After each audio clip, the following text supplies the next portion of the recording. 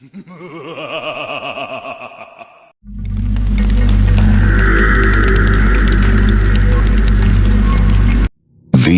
गांव के सुदूर कोने में एक तालाब था। उस तालाब की बहुत बदनामी थी।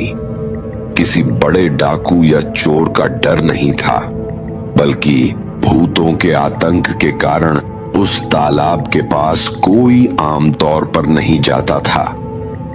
रात में वहां जाने की तो कोई कल्पना भी नहीं कर सकता था।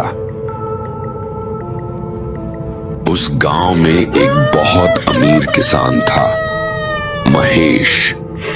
जमीन जायदाद सब कुछ था, लेकिन सब कुछ छोड़कर उन्होंने दोपहर में ही दम तोड़ दिया। उन्होंने अपनी संपत्ति गरीब किसानों से तरह तरह की चालाकियों से छीनकर बढ़ाई थी। उनके रिश्तेदार रोने और गिड़गिड़ाने लगे।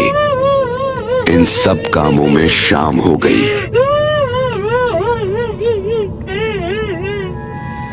और देर नहीं कर सकते, लाश को लेकर जाना होगा, नहीं तो वापस आते आते बहुत रात हो जाएगी। हाँ ठीक है, लाश को गांव में एक बार घुमा के उसके बाद शमशान ले जाएंगे।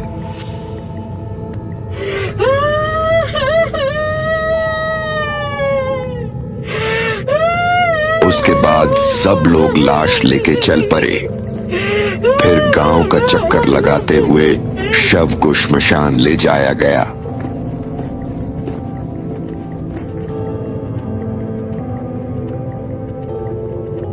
शव को गांव के भीतर घुमाते घुमाते शाम हो गई। गांव के आखिरी हिस्से में स्थित पुल पार करने से पहले ही जो लोग पीछे पीछे चल रहे थे, वे धीरे धीरे अपने अपने घर लौट गए। हाथ में लालटेन लेकर जो लोग बचे थे, वे शव को लेकर उसी बदनाम तालाब के किनारे पहुंचे।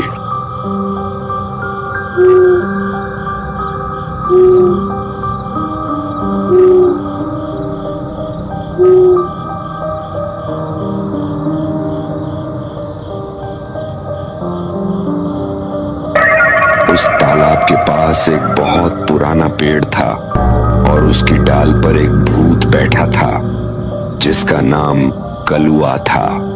एक और लाश आ रही है, बहुत अच्छी गंध आ रही है। ये बूढ़ा अमीर था, गरीबों का खून चूसकर आज मरा है। अच्छा हुआ।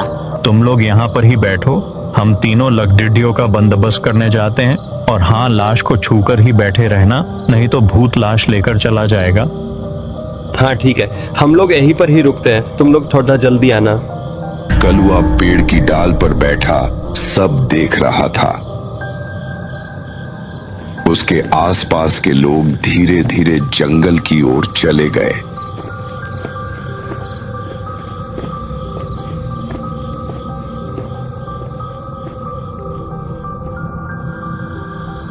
इधर उधर नजर डालते हुए उन्हें कुछ पेड़ पौधे दिखाई दिए। आसमान काला हो गया, मानो बारिश आने वाली हो। चलो, एक पेड़ काटने से काम हो जाएगा। दो लोग लकड़ी काटने में लग गए। शांत और नीरव वातावरण में लकड़ी काटने की आवाज से माहौल डरावना लगने लगा। उधर दो लोग शव के पास बैठे थे। उनमें से एक मृतक का बेटा था। वो लोग इतनी देर क्यों कर रहे हैं? आसमान देख के लग रहा है बारिश आने वाली है। जैसे जैसे समय बीत रहा था, आसमान और काला होता जा रहा था और बारिश का खतरा बढ़ने लगा। उसी समय वे लोग लकड़ी लेकर पहुंचे। चिता सज चुकी थी। अचानक तेज आंधी चलने लगी। उस आंधी के थपेड़ों से लालटेन बुझ गई और चारों ओर अंधेरा छा गया। रात का अंधकार और आंधी की दहशत ने सबको डरा दिया। तभी अचानक जोरदार तूफान आया। बिजली चमकी और मूसलाधार बारिश शुरू हो गई। आंधी के बीच एक डाल टूटकर गिर पड़ी। सभी लोग जान बचाने के लिए भागकर एक झोंपड़ी में पहुंचे।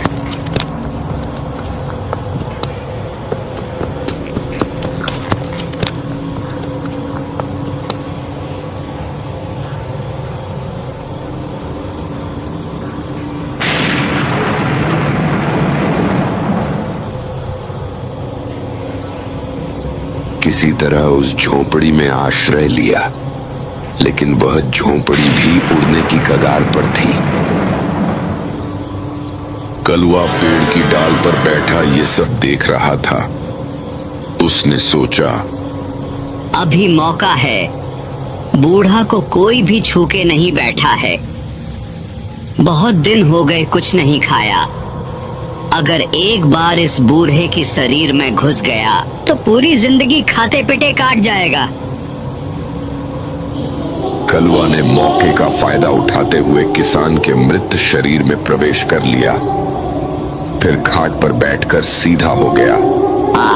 नया शरीर, मजा आ रहा है। अब इन्हें थोड़ा बहलाकर फुसलाकर घर तक पहुंचने को कहूं तो काम पूरा हो जाएगा। उधर जब बारिश शांत हुई तो सभी लोग फिर से श्मशान की ओर बढ़ने लगे, लेकिन जब उन्होंने देखा कि खाट पर मृत किसान सीधा बैठा हुआ है तो डर के मारे चौंक गए। यह क्या? पिताजी तो खाट पर जीवित बैठा हुआ है। ये क्या है? यह क्या वास्तव में जिंदा हो गया या फिर किसी भूत प्रेत ने इसके शरीर में प्रवेश कर लिया? मामला कुछ ठीक नहीं लग रहा है। तभी महेश के अंदर बैठे कलुआ ने बोला, क्या देख रहे हो? ऐसे खड़े रहोगे? मुझे खाट से नीचे उतारो। मैं मरा नहीं हूँ, जिंदा हूँ। लेकिन बाबा, डॉक्टर ने तो कहा था कि तुम मर चुके हो, तो अब जिंदा कैसे हो सकते हो? मेरे बेटे ऐसी बातें मत करो। अगर मैं मर चुका होता तो फिर जिंदा कैसे हो गया? यही तो सवाल है। असल में मेरी सांस थोड़ी अटक गई थी। तूफान और बारिश के कारण मेरे शरीर पर जो दबाव पड़ा उसने मेरी सांस खोल दी। लेकिन तुम सब मुझे वहीं छोड़कर चले गए। अब मुझे घर ले चलो। ठीक है बाबा, खाट से उठिए, हम आपको घर लेकर चलते हैं। फिर सबने खाट को कंधे पर उठाया और जीवित किसान को लेकर गांव की ओर चल पड़े।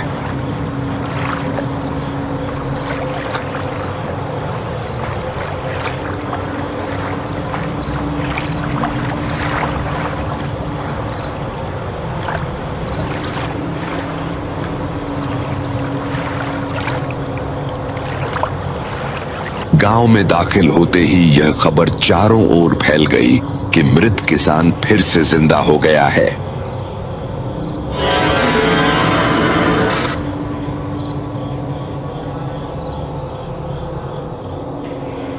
कहां हो सब? बाहर आओ। किसान की पत्नी ने जब उसे जीवित देखा तो चकित रह गई। तुम तो मर गए थे, फिर जिंदा कैसे हो गए? किसने कहा कि मैं मर गया था? मेरी सांस अटकी हुई थी, लेकिन बारिश और तूफान की वजह से सांस फिर से खुल गई। अब मुझे ठीक से नहलाओ। आखिर श्मशान से लौट कर आया हूं और मैं इतनी आसानी से नहीं मरूंगा। थोड़े दिन बाद मेरी बेटी की शादी है। शादी में अच्छे से खाऊंगा, उसके बाद जो होगा देखा जाएगा। पत्नी डर के कारण उसके पास भी नहीं जा रही थी। उसके बाद महेश को नहलाने के बाद सब लोग घर के अंदर गए। उसी रात किसान अकेले ही सोया। उसकी पत्नी भयवश उससे दूर रही। उसी दिन के बाद से महेश अजीब बर्ताव कर रहा था। घर में सबको यह समझ आ रहा था। कल उसकी बेटी की शादी है, इसलिए अर्जुन ने उसके बाबा से पूछा, बाबा, कल कविता की शादी है। शादी में क्या क्या बनेगा और बाजार से क्या क्या लाना है, इस पर चर्चा करनी होगी। चलो थोड़ा बैठकर सब तय कर लेते हैं। नहीं नहीं, मैं इन सब में शामिल नहीं होने वाला। अर्जुन, जैसा ठीक लगे वैसा करो, लेकिन हाँ, मिठाई थोड़ी ज्यादा बनवाना। मुझे मिठाई बहुत पसंद है। क्या कह रहे हो बाबा? डॉक्टर ने तो तुम्हें मिठाई खाने से मना किया है। अरे डॉक्टर की बात छोड़ो, कितने दिन का जीवन बचा है? जितना बचा है उसमें थोड़ा मिठाई का मजा ले लूंगा। बेटा यह सुनकर अपनी मां के पास गया और सारी बातें बताई। तुम्हारे बाबा कुछ अजीब लग रहे हैं। ऐसा लगता है जैसे कभी कभी उनमें कोई और आत्मा प्रवेश कर रही हो। ये मुझे ठीक नहीं लग रहा। पास के गांव में शंकर वैद्य से जाकर सारी बातें बताओ, देखो वे क्या कहते हैं। वह आदमी जो कभी मिठाई नहीं खाता था अब मिठाई खाने की बात कर रहा है। जाओ बेटा, अभी जाओ। ठीक है माँ, मैं अभी जा रहा हूँ। बेटा तुरंत पास के गांव में काशी वैद्य के घर की ओर चल पड़ा।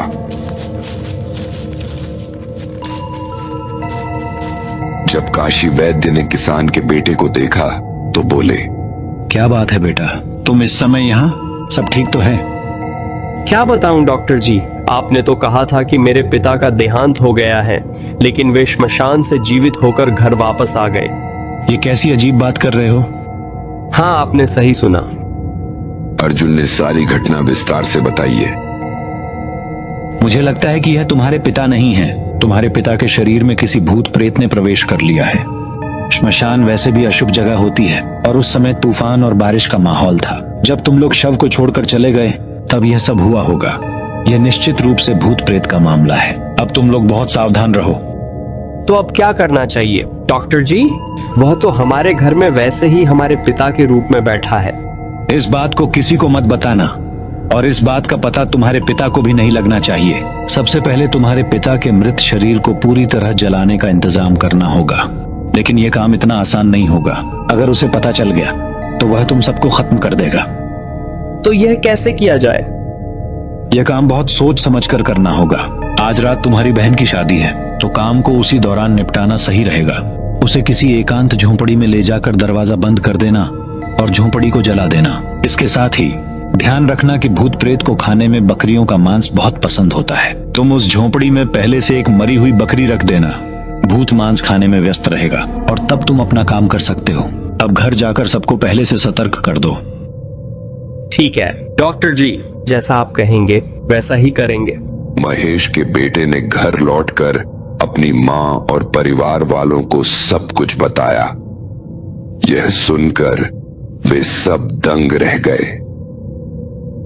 अब क्या होगा अगर उसने हम सबको मार दिया तो?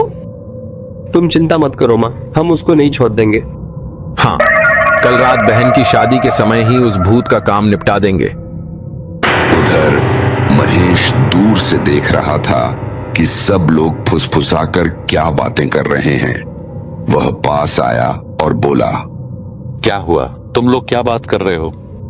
बाबा, कल बहन की शादी है। हम बस ये सोच रहे थे कि हमारे बगीचे की झोंपड़ी में रखी बकरियों की सुरक्षा कैसे करेंगे। आप तो जानते हैं यहाँ चोरी का खतरा हमेशा रहता है। हम सब कल शादी में व्यस्त रहेंगे, इसलिए किसी जिम्मेदारी सौंपे, यह तय कर रहे हैं। तो क्या हुआ? असल में एक बकरी मर गई है। अगर कोई पहरा नहीं दिया और मरी हुई बकरी चोरी हो गई तो? अरे, इसमें सोचने की क्या बात है? मेरे पास तो कोई काम नहीं है, मैं पहरा दे दूंगा। और वह मरी हुई बकरी का क्या किया? वह वहीं है। हाँ बाबा, वह वहीं है। ठीक है, वह वहीं रहने दो, कल मैं उसका इंतजाम कर दूंगा। अब सबको साफ समझ आ गया कि वैद्य जी सही कह रहे थे। यह उनके पिता नहीं बल्कि उनके शरीर में किसी भूत प्रेत ने प्रवेश कर लिया है। और हम सोच रहे थे कल शादी में मिठाई थोड़ा कम ऑर्डर करूंगा। और बाबा, डॉक्टर ने आपको मिठाई खाने से मना किया था। अरे, वो तो पहले की बात थी, अब मैं ठीक हूँ। मिठाई थोड़ी ज्यादा मंगवाओ। अगले दिन शाम को सब लोग शादी में आए।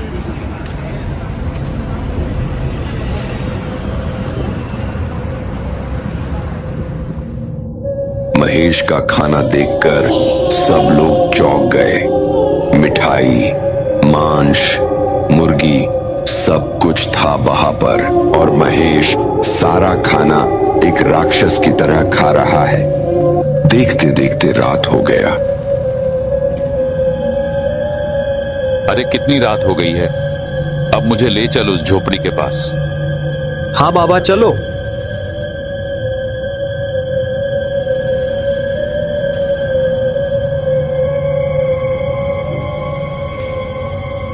घर के पीछे ही एक छोटा सा झोपड़ी था।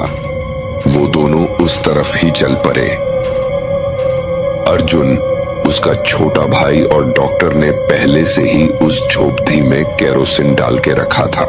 वो दोनों एक कोने में छुप के इंतजार कर रहे थे। ये रहा बाबा, हम पहुंच गए। इसके अंदर ही वो मरा हुआ बकरी भी है। ठीक है बेटा, तुम लोगों को अब कोई डर नहीं है। अब तुम आराम से शादी के बाकी काम निपटा सकते हो। महेश थोड़ी सी दूर जाते ही बोले, अरे ये कैसी बदबू है? अरे ये तो केरोसिन की बदबू है। उस झोपड़ी में केरोसिन भी रखा जाता है ना, हो सकता है थोड़ी सी केरोसिन गिर गई हो। अच्छा अच्छा, ठीक है, अब तू घर जा, बाकी ये सब मैं देख लूंगा। महेश का बेटा घर जाने का नाटक करते हुए अंधेरे में छिप गया और पास के पेड़ों के पीछे जाकर देखता रहा। उधर महेश, जो अब भूत के कब्जे में था, बिना किसी पर ध्यान दिए सीधे झोपड़ी के अंदर चला गया।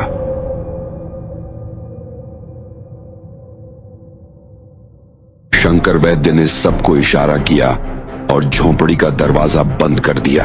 किसान का बेटा धीरे धीरे झाड़ियों के पीछे से दरवाजे के पास गया और देखा कि उसके पिता के रूप में मौजूद वह प्रेत मरी हुई बकरी को बड़े आराम से खा रहा था। जैसे ही मौका मिला, बेटे ने दरवाजे को जंजीर से कसकर बंद कर दिया। तभी शंकर वैद्य ने जलती हुई मशाल झोपड़ी पर फेंक दी। झोपड़ी धू धू कर जलने लगी।